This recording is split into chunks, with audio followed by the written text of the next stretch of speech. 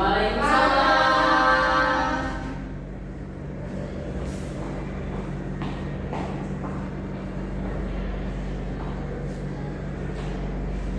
Baik, assalamualaikum warahmatullahi wabarakatuh. Waalaikumsalam warahmatullahi wabarakatuh. Selamat pagi semuanya. Pagi, Bu. Gimana kabarnya hari ini? Sehat? Sehat. Alhamdulillah, semoga kita semua selalu dalam keadaan sehat walafiat ya. Oke, sebelum kita mulai pembelajaran, silakan kalian lihat dulu di bawah meja kalian. Kalau masih ada sampah, silakan dibersihkan terlebih dahulu. Sudah, Bu. Oke, kalau sudah bersih, silakan ketua kelas pimpin doanya sebelum kita mulai pembelajaran kita. Baiklah kawan-kawan, sebelum kita mulai pembelajaran pada hari ini, mari kita berdoa untuk agama dan percaya masing-masing. Berdoa mulai. Doa selesai. Oke, apakah hari ini ada yang tidak hadir? Ada semua, Bu. Baik, semuanya hadir ya. Jadi sebelum kita masuk ke pembelajaran kita hari ini, aku mau tanya dulu. Ada yang masih ingat pembelajaran kita minggu lalu itu tentang apa? Ya, jadi minggu lalu itu kita belajar tentang badan usaha dalam perekonomian ya. Nah, ada yang tahu jenis-jenisnya itu apa aja yang sudah kita pelajari? BUMN, BUMD, BUMS. Oke, jadi minggu kemarin itu kita baru dua jenis ya, ada BUMN dan juga BUMD. Nah, jadi hari ini kita akan melanjutkan pembelajaran kita yaitu tentang badan usaha milik swasta. Jadi tujuan kita mempelajari materi tentang BUMS ini adalah yang pertama supaya kalian mengetahui apa itu BUMS, jenis-jenis BUMS, dan juga peran BUMS dalam perekonomian. Oke, jadi anak-anak, materi BUMS ini penting ya untuk kita pelajari karena kita bisa mengetahui suatu usaha itu dalam kehidupan nyata. Nah, juga bisa menjadi bekal kita untuk mengetahui bagaimana dunia kerja dan peluang usaha di masa depan. Jadi gue harap kalian bisa mengikuti pembelajaran kita hari ini dengan sungguh-sungguh. Oke, jadi masuk ke materi yang pertama yaitu pengertian BUMS. Nah, jadi BUMS ini adalah badan usaha yang modalnya itu sepenuhnya dimiliki oleh pihak swasta. Ya. Dan tujuan utamanya itu untuk mencari keuntungan. Nah, selain itu BUMS ini juga berkontribusi pada negara melalui pembayaran pajak. Jadi semakin besar hasil usaha, maka semakin besar pula pajak yang diterima. Jadi bisa dapat meningkatkan pendapatan negara.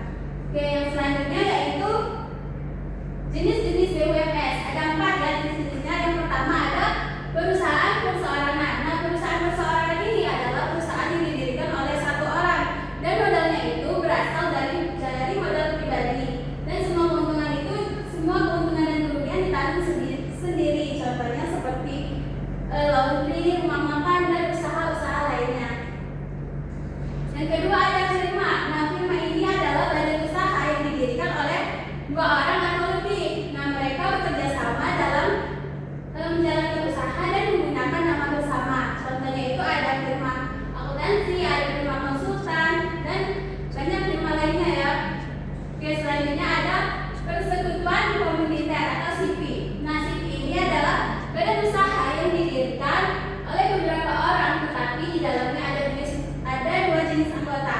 Ada anggota aktif, ada sekutu aktif dan juga ada sekutu pasif. Nah, kalau sekutu aktif ini orang yang menyetorkan modal dan juga yang menjalankan usaha. Sedangkan sekutu pasif adalah orang yang hanya menyetorkan modalnya saja tapi tidak ikut menjalankan usahanya. Kemudian yang terakhir ada perusahaan terbatas atau PT. Nah, PT ini didirikan oleh beberapa orang dan modalnya itu berbentuk saham. Jadi pemilik saham terbesar memiliki pengaruh lebih besar dan memperoleh laba lebih besar. Ya, anak-anak, sebelum kita lanjut, apakah ada yang ingin bertanya? Oke, belum ya mungkin. Jadi kita lanjut dulu ke peran BUMS dalam perekonomian. Yang pertama yaitu BUMS berperan sebagai penggerak ekonomi atau perekonomian. Nah, karena melalui kegiatan usahanya dapat membantu meningkatkan aktivitas ekonomi. Yang kedua, sebagai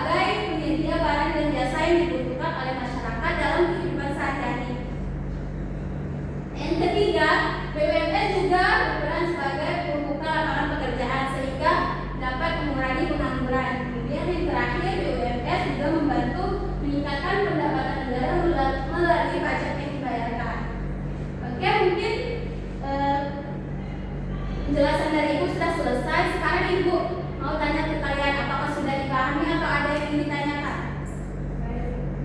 Oke, boleh Fitri, apa pertanyaannya?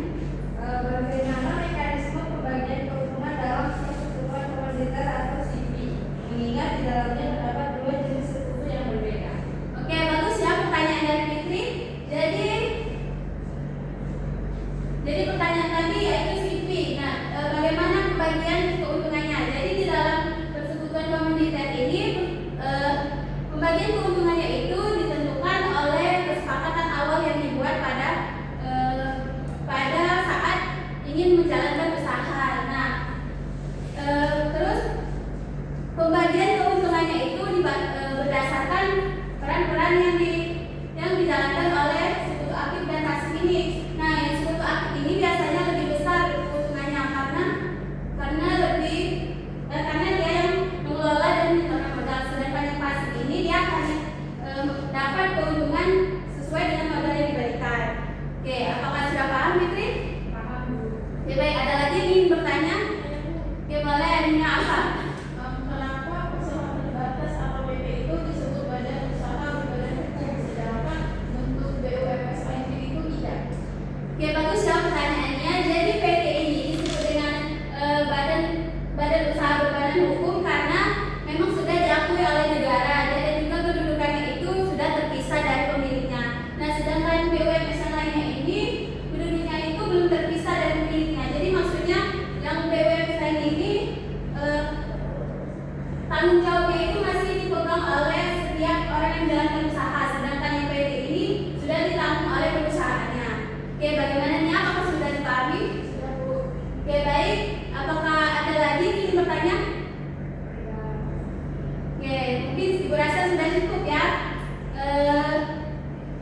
Ada yang bisa bantu Ibu menyimpulkan materi kita hari ini? Saya, Bu. Oke, boleh Ika?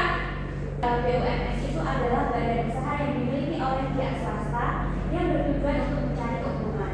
BUMS terdiri dari beberapa jenis, yaitu perusahaan perseorangan, firma, CV, dan PT. Selain itu, BUMS juga memiliki peran penting, seperti menyediakan barang dan jasa, membuka lapangan pekerjaan, serta membantu meningkatkan pendapatan negara melalui pajak. Oke, bagus. Terima kasih ya Ika. Jadi BUMS